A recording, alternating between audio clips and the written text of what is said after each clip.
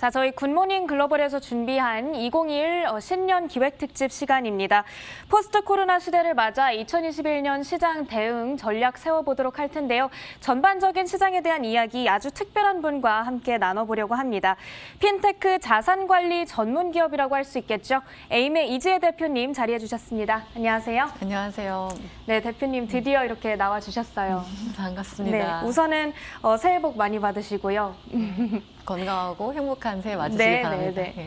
자, 본격적으로 이제 시장 이야기를 하기에 앞서서 아마 주식 투자를 하시는 분들이라면 에임에 대해서는 한 번쯤 들어보셨을 것 같아요. 그런데 모르는 분들도 있을 수 있으니까 에임에 대해서 소개부터 해주시죠. 네.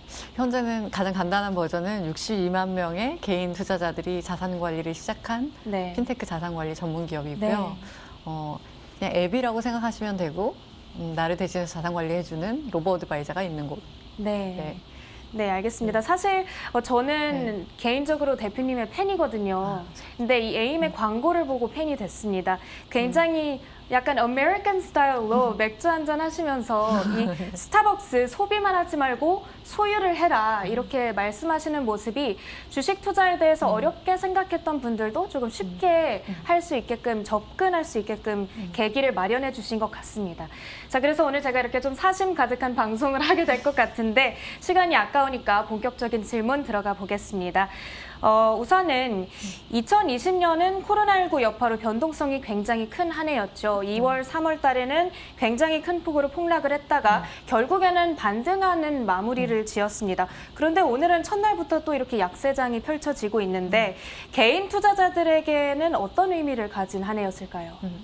특히 투자 초심자들이 많으시잖아요. 그래서 꼭 알려드리고 싶은 게 한 해 한 해 경기의 엄청난 침체기와 그리고 다시 빠른 회복이 이어지는 경험은 굉장히 특수한 경험이에요. 그래서 어떻게 보면 10년 동안 겪을 일 중에 한 5년짜리 일을 1년 만에 다 겪었다고 보시면 돼요. 즉 금융시장에 대한 이해를 기초 체력을 단단히 할 수 있는 한 해이고 동시에 일반화의 오류에 빠지면 안 되는 침체기가 오면 보통 2년에서 3년 정도의 회복기를 거치는데 굉장히 많은 유동성의 공급이 일어나면서 회복이 가속화됐거든요. 이 차이를 인지하고 시장 사이클을 보시는 게 중요할 것 같아요. 네, 알겠습니다. 자, 위험 관리의 중요성도 강조를 좀 해주신 것 같고요.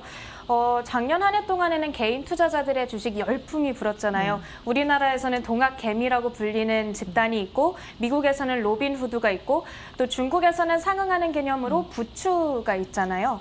그래서 이런 이 개인 투자자들의 주식 열풍을 대표님께서는 어떻게 체감을 하셨나요?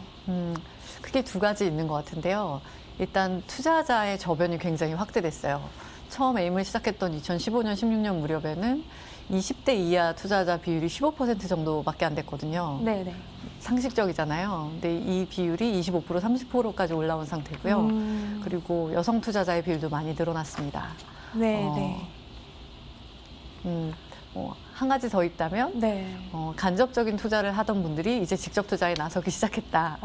그래서 미국 주식도 많이 사시고 다양한 개인 투자자들의 모습을 보게 됩니다. 이 특별히 여성 투자자들이 늘어났다고 말씀을 해주셨는데 그 이유는 어떻게 될까요? 제 생각엔 자산을 증식한다는 관점이 예적금과 부동산으로 양쪽으로 나뉘어졌던 게 중위 수준의 위험과 그러니까 밸런스된 포트폴리오를 가지고 내가 찾던 맞춤형 자산 관리 대안들이 생겼다는 걸 알게 되신 것 같아요. 그래서 극단적인 투자 말고 나에게 맞는 투자 방법들이 이제 생긴 거죠. 알겠습니다. 자, 그러면 2008년 얘기를 좀 해보고 싶어요. 2008년 글로벌 금융위기 당시 상황을 직접 겪으셨던 걸로 알고 있습니다. 제가 알아보니까 그때 당시에 미국의 대표적인 헤지펀드죠. 아카디안 그룹에서 계셨던 걸로 알고 있는데 일단은 그때 분위기가 어땠었나요? 이거 말씀드리면 재미없어 하실 수도 있어요. 너무나 이 유태인 할아버지들은 이런 일을 많이 겪었기 때문에 한 5번째 겪는 거예요. 그래서 business as usual. 그래서 문제는 이들의 겸손함과 또 그 안정감 있는 의식이 두 가지가 공존하는데 저희가 했던 일은 우리가 혹시 시장에서 놓친 부분이 있을까 확인하는 점. 그래서 모델은 그대로 돌아요. 저희는 알고리즘 기반의 투자를 하니까.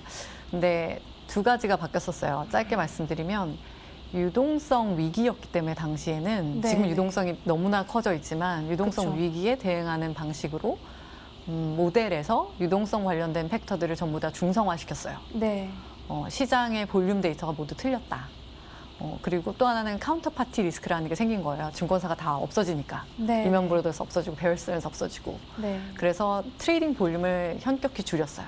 아. 이외에 기업에 대한 평가라든지 매크로 사이클에 대한 판단은 그대로 가져왔습니다. 네, 네.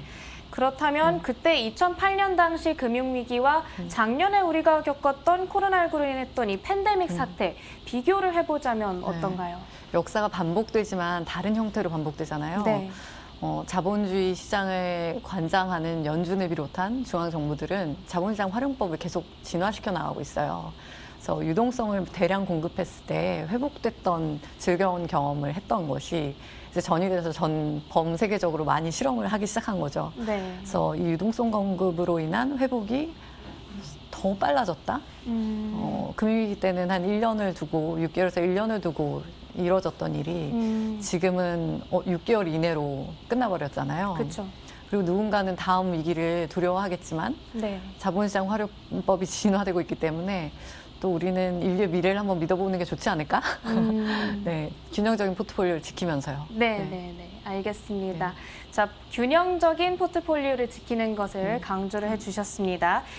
지금 미국에 대한 얘기를 좀 하고 싶습니다. 이 바이든 당선자가 이제 대통령으로 취임을 하게 되면은 뭐 여러 가지 경제 정책 핵심 키워드들이 있어요.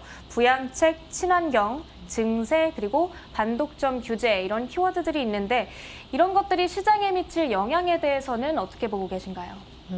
중요한 이런 그 리짐 시프트가 일어났을 때 방금 던져주신 키워드를 보면 양측 면이 골고루 들어가 있는 거 보이시죠? 네. 전체 기조는 경기를 부양해야 되는 압박감이 있고 동시에 민주당 특유의 또 기조가 있잖아요. 네, 네. 굳이 얘기하면 상대적으로 덜 기업 친화적일 수 있고 좀 더 진보적이고 네. 네, 이런 여러 가지 앵글들을 밸런싱하는 현안들은 계속 나올 거예요. 네, 네. 그래서 정책적인 그 한쪽의 치우침보다는 다양한 일들이 일어날 것이고 근데 우리가 실제로 자산을 증식하는 관점에서 지켜봐야 되는 좀 더 큰 주제는 말씀드리면 그러니까 세부 디테일에 빠지기 전에 봐야 될 것은 우리가 지금 보고 있는 전 세계 경제의 디커플링 현상. 네, 네. 네. 강대국 두 국가가 열심히 싸웠잖아요. 네. 그리고 극단적인 이기주의에서 서로 피해를 입었거든요. 네. 그럼 이들은 앞으로 세계 경제의 공존을 어떻게 이뤄갈 것인가? 예. 그래서 이런 극단적인 자국 중심주의가 해소된다면 너무나 좋은 뉴스이고요. 네, 네. 또 하나는 아까 말씀드린 양적 완화의 말로는 무엇인가? 모두가 두려워하는 그 끝에 절벽이 기다리고 있을까? 아직 안 해봤죠. 10년의 실험을 했고 20년째 실험을 또 시작하는 건데 네, 네. 그래서 계속 말씀드리는 거예요. 균형 있는 포트폴리오가 필요하다고. 네, 네. 네, 네. 또 한 번 이 균형 있는 포트폴리오를 강조해 주셨습니다. 자, 그렇다면 이제 나라를 조금 바꿔서 얘기를 해보겠습니다. 중국의 경우에는 현재 알리바바를 중심으로 한 이 반독점법 규제, 이 IT 기업들에 대한 제재가 굉장히 심해서 우려를 키우고 있습니다. 그러면서 알리바바 주가가 계속해서 조금 하락세를 나타내기도 했었는데 이런 상황이 계속해서 지속이 된다면 우리 투자자들이 중국 시장에 대해서는 어떻게 접근을 해야 될까요? 그 중국이라는 시장에 대해서 되게 매력을 느끼실 거예요. 네. 근데 저는 조금 더 큰 틀에서 보시라고 말씀드리는데 단기적으로 봤을 때 신흥시장은 보다 우수한 기대 수익을 줄 수 있는 환경이에요. 네. 그래서 전반적인 포트폴리오에서 신흥시장에 대한 배분을 높이 늘리는 것은 적절한데요. 근데 중국만이 신흥시장의 전부는 아니니까 대표 주자이긴 하지만 네. 그래서 한국이나 중국에 대한 비중을 가져가는 것은 옳지만 네. 특정 국가에 집중된 투자는 언제나 말씀드린 위험이 도사리니 포트폴리오 전체의 이런 위험 요소들을 좀 더 중성화하는 전략은 항상 유효합니다. 네, 네. 그렇다면 제가 좀 궁금한 질문 하나 드릴게요. 지금 중국에 들어가야 될까요? 기본적으로 저는 사실 히스토리컬 데이터를 본다는 측면에서 퀀트적인 본질을 가지고 있거든요. 제 투자 네. 철학에는. 그런 관점에서는 얼리 사이클이에요. 그래서 네. 신흥시장 비중을 늘려요. 항상 궁금했던 그 외인들이 하는 투자 있죠. 네, 네. 제가 그 외인이기 때문에 네. 그래서 신흥시장에서 선진 시장 사이에 자산 배분의 변화가 계속 일어날 거예요. 네. 근데 지금은 신흥시장으로 인플로우가 일어나는 시기는 맞아요. 그래서 근데 또 아셔야 될 게 신흥시장의 수익은 집중도가 굉장히 높아요. 네. 그래서 단기 트렌드거든요. 1년에서 2년 동안 바짝 굉장히 많이 오르고 나머지 시간은 우리가 박스피란 얘기 많이 들었듯이 수익이 매력적이지 않은 시기가 바로 또 찾아오거든요. 네네. 반대로 미국이나 선진 국가는 탄탄하게 좀 수익의 분산도가 넓게 퍼져 있어요. 네. 그래서 이 두 가지 특성을 잘 이용하셔서 투자하는 게 중요합니다. 그래서 네. 단기면 오케이 신흥시장도 좋고 뭐 소형주도 좋고 이런 팩터 틸트를 해야 되는데 귀신같이 이 틸트들을 잘 해내시기는 아마 개인 투자자는 힘드실 그쵸, 거예요. 어렵죠. 그래서 계속 균형 있는 투자도 말씀드리는 겁니다. 네.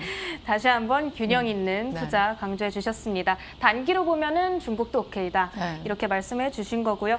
자, 그런데 이제 2028년에는 중국이 미국을 제치고 경제 대국이 될 거다. 이 헤게모니를 쥐게 될 것이다. 이런 전망이 나왔습니다. 여기에 대해서는 어떻게 보고 계신가요? 굉장히 매력적인 경제 대국이죠. 네. 근데 저는 또 아무래도 미국에서 오래 살았기 때문에 미국 경제가 가진 힘을 또 알고 있어요. 그렇죠. 냉정하게 봤을 때 GDP 대비로 보지 말고 자본시장에 집중해야 되거든요. 네. 근데 미국 시장은 전체 자본시장의 50%를 차지한단 말이죠. 단 7년 만에 50% 세상이 바뀔 거라고 완전히 전복될 거라고 전망하는 건 굉장히 극단적이에요. 네, 네. 알겠습니다. 자, 그러면 2028년까지는 그래도 반전이 일어나기는 어렵다라고 말씀을 주셨습니다. 그렇다면 지금 미국, 중국, 한국 이제 우리한테 접근하기 쉬운 이 세 국가가 있는데 어느 쪽이 이렇게 유망한지 콕 집어서 말씀해 주시면 아마 단기, 장기를 나눠주실 것 같기는 네. 한데요. 네. 일반적으로 한국 주식의 자본시장 대비 비율이 2%라는 걸 일부 아실 거예요. 네. 2%의 세상 밖을 보라고 제가 말씀드리는데 네. 단 300만 원으로도 77개국 12,700개의 기저자산에 투자할 수 있는 세상이란 말이죠. 네. 그래서 전체 큰 틀의 자산 배분을 항상 강조드리는데 대신 그 주도적 투자하실 때 어떤 틸트를 주어야 하냐 할 때 신흥시장에 자산 배분하는 것이 평상시보다 많이 해도 괜찮은 시기이긴 하다. 이 정도까지 힌트드릴게요. 네. 네, 알겠습니다.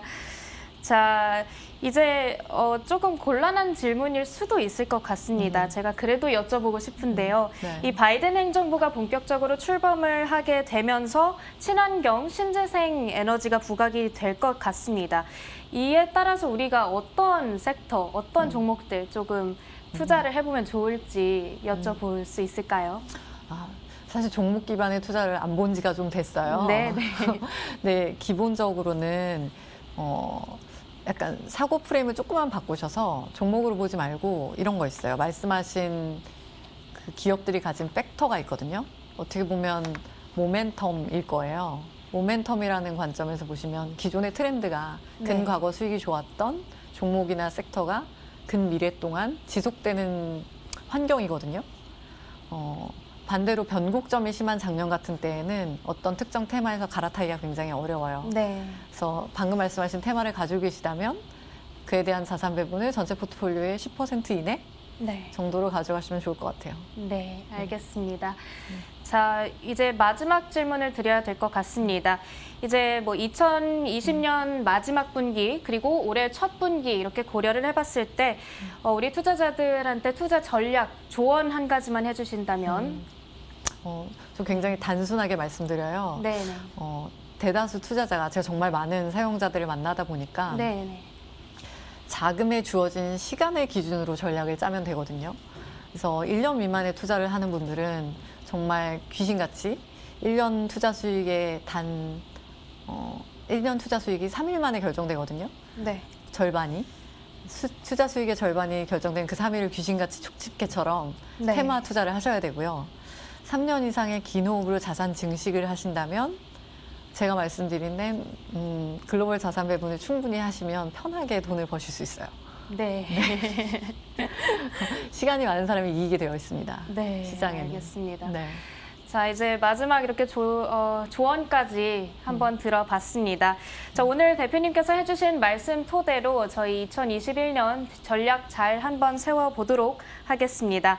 저희 굿모닝 글로벌에서 준비한 2021 신년 특집 여기서 마무리 짓겠습니다. 오늘 말씀 고맙습니다. 감사합니다.